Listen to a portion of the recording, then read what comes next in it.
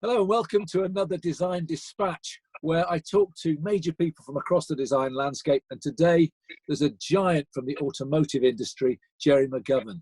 He was educated in Coventry and then London at the Royal College of Art, and his portfolio includes many of the major car manufacturers, from Chrysler and Peugeot to the Rover Group, and of course to Ford, where he rethought the Lincoln Mercury brand, but to Land Rover from 2004 onwards, where among many other things, he's responsible for the most radical rethinking of the Land Rover Defender in the last 50 years, partly showcased, I'm proud to say, at the Design Museum earlier this year. He's a visiting professor at the Royal College of Art in London, and earlier this year he was honoured by the Queen in the New Year's Honours List and given an OBE. Gerry, it's good to see you. I'm presuming from the backdrop that you're not actually in the factory, even though I know there's signs that things are opening up. How are you finding lockdown? How's your cultural landscape? I suppose I'm, because I tend to work between here in Warwickshire, where our design studios are. So I have a house here, and London, where my family are. And but being here in the countryside, which is where I'm spending most of my time, it's been fine for me. I think it's just a case of sort of looking at the positives of it. It's given me time personally to reflect about what I do in business and what are the things that are important to me as well. So from that perspective, it's been good. Clearly, if you're in Warwickshire in your house in the country, which I've seen pictures of, it's a modernist classic of sorts. But I can see from the background that you and I know you're a collector of art. Are you spending time looking at art again, or looking at your own art again more intensively? Because art's so often just a backdrop in our domestic situations. Yeah, I mean, I sort of go in sort of, 1 minute I'll be focusing on art, the next it might be books, design. I mean, I am a sort of, that's my life, art and design and all its various manifestations. One of the things I'm doing a lot of at the moment is looking through, I notice you've got a lot of books there behind you, and so do I, and quite often I just don't get time to look at them. I collect books and then I might not actually get to read them for maybe a year or so. So that's been very good for me. So I've got 3 or 4 different books on the go at the moment. But then again, also, sorry, what are the books? Just tell me what you're reading. Well, one of them that I've got recently is this book called Where Today Meets Tomorrow, and it's actually about Eero Saarinen, the GM Tech Center in Warren in Michigan, which was finished in 1956, and Saarinen was probably only in his mid-30s at the time, and it was a massive development, and it has become, I don't use that word liberally, but it has become a design classic. And what's really interesting about it is the fact that he worked with a lot of the GM designers and engineers in terms of developing technologies and techniques to actually manufacture the building or the development, which is probably an all-time first. And this book is beautifully illustrated, from the main staircase in the main lobby, the design studios, although they were called styling then. The attention to detail, just incredible. One of my favourites, and we'll get a picture of it, is Arlie Hurl's office. I thought I had a pretty good office at Gaydon, but that is just something else. It blew me away. I'm a big fan of Saarinen. I always have been, but lots of other people too. There's another interesting book is the development of the United Nations building in New York. There was so many architects involved with the development of these buildings, from Oscar Niemeyer to Corbusier. Saarinen was involved, Mies van der Rohe, and it's fascinating to me that they managed to get on, when they were doing this. Although I understand that from the book that Corbusier left after a period of time. But what's also interesting is a lot of the the models that they produce before they started building it are really primitive by today's standards. So that's another good one for me. Something a little bit more, a bit dry, as I'm interested in sort of fitness and well-being. This is a book called The Brain Maker, and it talks about the relationship between the gut and the brain and their interdependencies, and that the balance of bacteria in your stomach is so vitally important if you want to optimize health. And it has made me rethink some of the things that I thought were good for you and the way you actually mix foods, etc. Not the sort of thing I'd read all the time, but when I had a bit of time, it was, it's a bit of a juxtaposition from this to this, but I'd expect nothing less. It's making my stomach rumble. Yeah. We should do a Gerrys. Well, if you like, do you like fermented food? Because I hate it, but apparently it's one of the best things you can eat. Think sauerkraut. I will, and I'll always think of you when I do. The first two books you showed us shows your passionate interest in architecture. Did you ever consider, when you were a young student, that you might want to be an architect? I mean, when did you know you wanted to be a car designer, an automotive designer? Well, it's interesting you say that, because originally I did want to be an architect, and I remember somebody telling me, no, you need to be good at maths to be an architect, and I was terrible at maths, so that put me off it. But interestingly, I've got to know many architects since then, and in fact I'm advising on a product development centre that's being built in India. It's about to start, the design of it's about to start, and I've been involved as an advisor on that. And when I talk to a lot of architects, they all tell me they were crap at maths too, so I don't know who gave me that original advice. But I could have quite happily been an architect, a product designer, anything to do with sort of visual communications for me is what I was always interested in from a very early age. Why cars then? What was it about cars that pulled you over? In a way, I sort of, I grew up in Coventry, and during the 60s, there weren't nowhere near as many cars on the road as there is today. And I can remember looking at magazines and seeing American cars. And the first time I saw a 61 Lincoln Continental, I was absolutely gobsmacked by it, by its sheer scale and its proportions. And those sort of things got me interested. But, my art teacher had a connection with somebody in the Chrysler Corporation, and he got me an interview. And I went and spoke to a guy called Roy Axe, who was the head of design. And I ended up being sponsored through college by them. So there was a bit of luck in there. I didn't say I wanted to be a car designer from a very early age. At one point I wanted to be a painter or a graphic designer. At that sort of age, I don't think you tend not to know what you want to do. For me, anyway. The process of car design. I mean, I've visited your factory, and it's so intricate. I mean, it's much more manual than I thought, involving clay, literally modelling, but it's also digital. I'm just wondering, in this current situation, how much are you finding constraints in your working practice? How frustrated are you by those constraints, and how much is having time alone in your own space helping your design processes? Yeah, well, there's positives and negatives. Clearly, the negative is you can't be making physical full-size properties like clay models, as you say.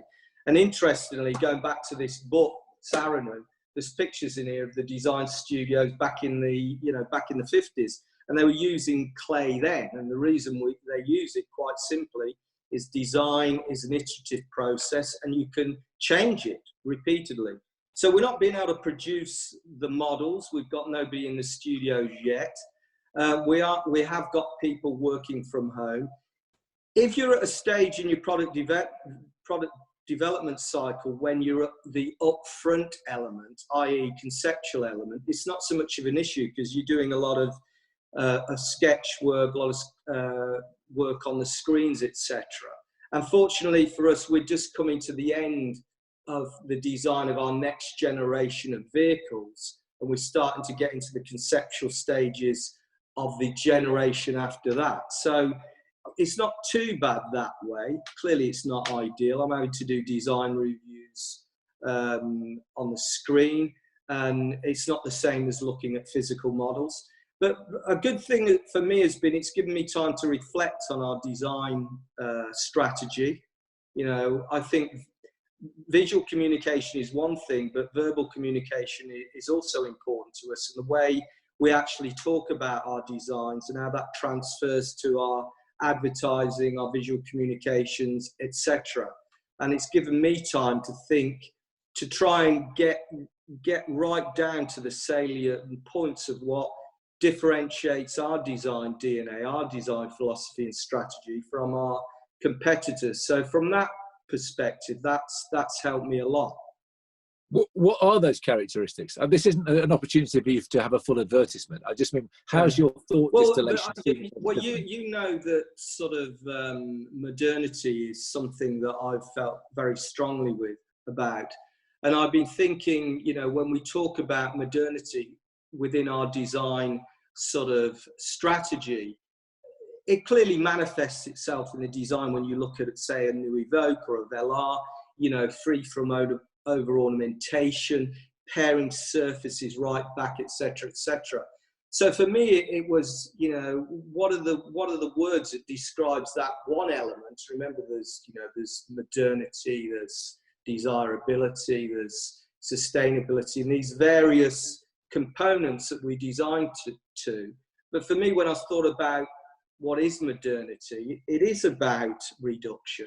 It is about integrity. It's about being honest as well, but at the same time creating things that are unique. And when I look, yeah, interestingly, again, if I go back to Saarinen or the GM Tech Center back in the 50s and 60s, you know, those cars were modern of sorts at their time, but they were much more about, you know, creating visual excitement for the pure sake of it. It was styling, it was automotive styling, which is great, but it's not necessarily sustainable in the long term, because they were changing their styles every 2 years. And I suppose modernity for me is almost the polar of that, getting right back to the actual essence of something, fundamentally getting the proportions of the vehicle right. So it's not reliant on lots of lines and movement to make it exciting. It's exciting by pure virtue of the way the thing sits on the road and the relativity of the wheels to the body, to the glass house, etc. So those sorts of things, you know, I've been thinking through, and it hasn't actually made me change my mind. It's actually reinforced that our design direction is absolutely right, and it is what is differentiating us in the marketplace, and we need to keep embracing it and have the courage to stick with it, because there's lots of legislation coming at us. You know, people say to me, how will legislation, sustainability, finance and all these things change the way we design cars? Well, it will, but for me, we have to embrace it in a way that allows us to celebrate design and make it still desirable for people that want to have these vehicles, providing you do that in a sustainable, responsible way, clearly. So has this particular crisis changed the way you see the future for car design and manufacturing? You've talked about your own, looking at your own kind of modus operandi, your own language of design. But how do you see the bigger picture for car design and manufacture? Well, we don't. I think the question there is, we don't know how we're going to come out of this. You know, we don't know, is there still going to be that insatiable appetite by people to purchase luxury vehicles? Are people still going to want to go to restaurants? You know, it may take a long time for people to be confident that they come back and do those things. For me, and in terms of how it will affect our business, I think most businesses, automotive particularly, and a lot of others too, will have to restructure and rethink what those businesses are about, particularly in the short to medium term. by pure virtue of survival. You know, there's no point investing vast amounts of money in new product development, no matter what it is, if the customers aren't there for it. So rationalization, restructuring, but it will all depend on how we come out of this. From a personal standpoint, I think about from a process standpoint, do we need all the facilities? Do we need all the infrastructure to do all the things we can do? We've proven that we can still do a lot from home, and you know, communications, in some respects, I'm actually busier from home than I was when I'm in the studio. So I think we will pare things back, and we will consider, you know, how much we actually need. I mean, on a personal basis, it's made me think about how much stuff I need, to surround myself in order to be fulfilled, inspired, or whatever. Answer is, I don't know, but I think it is going to impact a lot. One of the things we ask people in design dispatches is have they got something? So you're talking about the stuff with which you surround yourself. Have you got an object with you that means something to you, whose design you admire or like? Well, you know, I'm fortunate in that over the years I've managed to acquire things that really I have an emotional connection with. And, you know, nothing gets in this house unless it's gone through that acid test. When I look at it, do I desire it? When I've got it, does it work? Third, reflective. You know, after a period of time, do I still love it? Does it still do what it's supposed to do, no matter what it is? And if it doesn't, it's out. I'm quite ruthless like that. I am Miesian in my view of reduction, but at the other end, I'm quite eclectic. What I've got here, because a lot of the things excite me are bigger things, but I've got quite a nice collection of mid-century modern glass. And this is one piece. I don't collect it anymore because I've run out of space, to be honest. But I collected a lot of this stuff about 20 years ago when I was spending a lot of time in Italy. And this is a piece of glass by a designer called Antonio de Ros. Now, the technique for this particular piece of glass, and remember, this is hand blown. It's not molded. This is, you know, purely handmade, hand blown.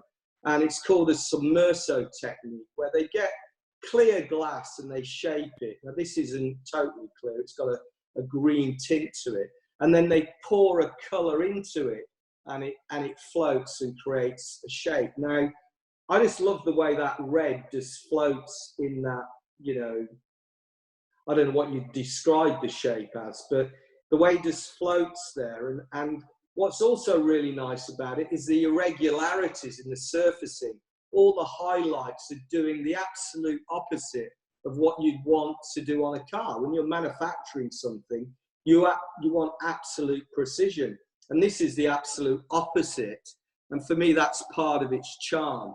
Now, on its own, you might think, well, okay, when you put this with a group of other glass like of this sort of period, and Antonio de Ros, I think, was particularly good at this. He did more precise things too.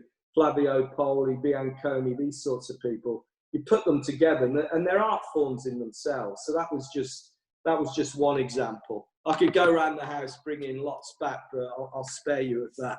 What I loved about it is that process. But you put it between your face and us. So we're looking at you on a screen. You're looking at yourself on a screen. You then put this other glass screen between you and us, and it distorted your face in a really interesting way. Did I look better? I wouldn't comment. We'll let our viewers decide on that. But also, there was a really interesting relationship to that which is behind you, which is also, I can see that it's behind glass. What is that, Sam Francis? Yeah, it's a triptych by Sam Francis, yes. There's another one there, there's another one there, there's one over here. So Sam Francis, the Californian West Coast second generation abstract expressionist, yeah. Yeah, I'm a big fan of the abstract impressionist. But I do think that when you start to collect things, I remember Alan Christier, who you know at the gallery in Cork Street, Well, he's not there anymore. I think they're on the. I think they're in Piccadilly. When I Pall first Mall. They're on the map. They're on Pall Mall. when I first started, going back 25 years ago, when I started to be able to afford to buy some of these things, I remember talking to him about a collection. He said, you need to make the decision. Do you buy things because you're trying to build a collection that has value, monetary value, in terms you have to buy certain types of things? Or do you just buy it because you love them? And I've always done that. I buy these things because they resonate with me. And I think over time you evolve your tastes. And I find myself, these things go with other things because the taste that you have informs subconsciously the whole picture. And for me, I continue to get pleasure from these things because people say, well, what's that about? My dad used to come in and say, what's that about? And sometimes you don't know what it's about. But there's another favourite of mine is interesting. When you look at that, who's the Patrick Heron? Remember Patrick Heron, the British painter, yes. Very good painter.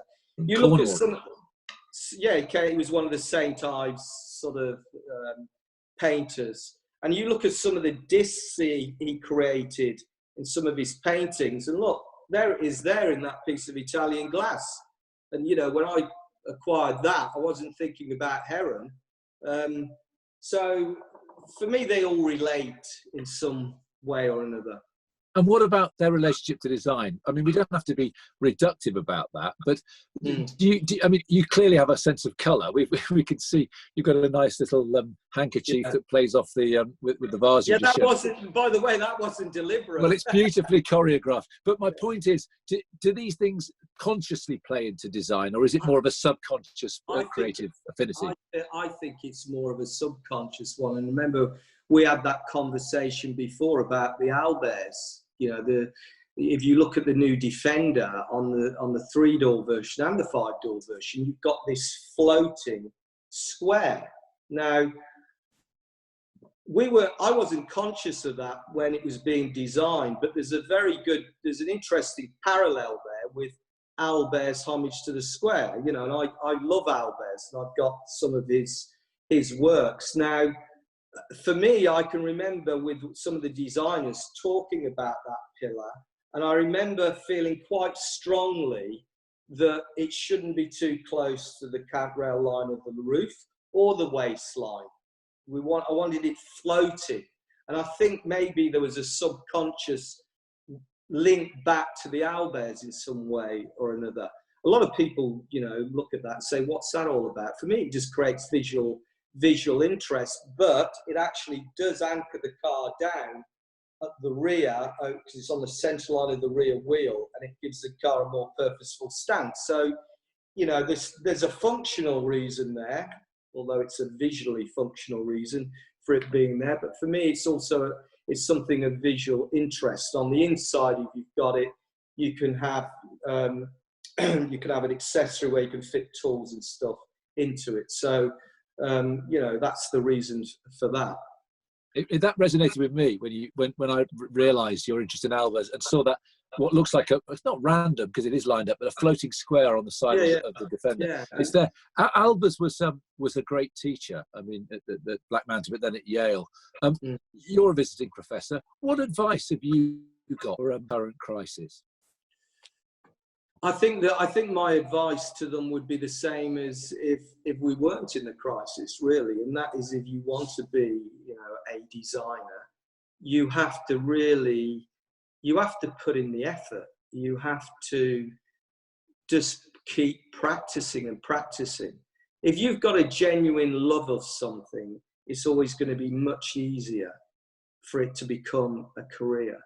But even so, to become really proficient at something, you need to put the time in. It's like playing a musical instrument. It's about training. To get to a certain level, it is about effort. And if you've got that passion for it, you just got to keep going no matter what pushbacks you're given. Because it is, in the automotive design world, it's incredibly competitive now. far more competitive than when I came through. I probably wouldn't even have got into a position, you know, now compared to back then, because there are far more people around that want to be designers. So, and I suppose also there is that view that design to a certain extent is God-given. You have to have a talent. I think that's true to a degree, but there's lots of other things you have to do to actually support the ability to become a professional. And then there are lots of other occupations within the design world that are equally important. You know, in our world, we have designers, and not so many designers, but you've got model makers, you've got program managers, you've got surfacing engineers. All these people have to have a level of design literacy, but they don't have to be expert designers. So, and I think that's fairly true, the architectural world and product design world too. So my advice is, if you really want to be a designer, you just got to keep going at it. To me, it's as simple as that. On which design literate note we should end. Gerry McGovern, it's a pleasure. Thank you. Thanks, Tim. Bye.